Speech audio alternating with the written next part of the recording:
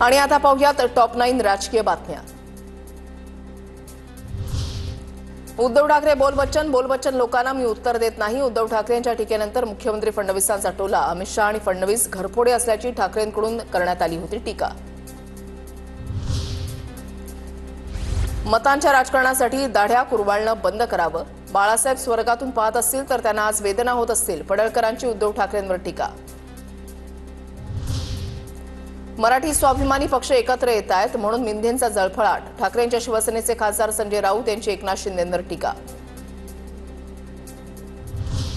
मनसे ठाकरे युतीच्या शादीत ठाण्याचा अब्दुल्ला दिवाना। खासदार संजय राऊत यांचा एकनाथ शिंदेंना टोला तर दोन्ही भाऊ एकत्र येऊ नयेत म्हणून तडफड सुरू असल्याचा राऊतांचा दावा। मनसेसोबत युती केल्यास ठाकरेंच्या थोड्या तरी जागा येतील। ठाकरे बंधू एकत्र येण्याच्या प्रश्नावर चंद्रकांत पाटलांची टीका तर दोन भाऊ एकत्र येऊ नये म्हणून भाजपची तडफड सुरू आहे। संजय राऊतांचा चंद्रकांत पाटलांना प्रत्युत्तर।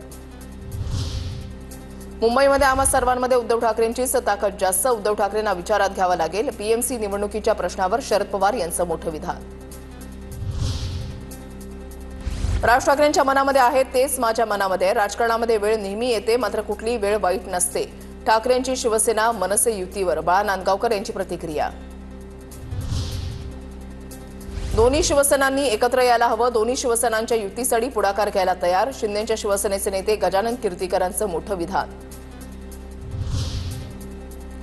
शरद पवार, अजित पवार, सुप्रिया सुळे आणि सुनेत्रा पवार एकाच मंचावर। एआयच्या परिसंवादाच्या कार्यक्रमाला पवार कुटुंबीय एकत्र येणार।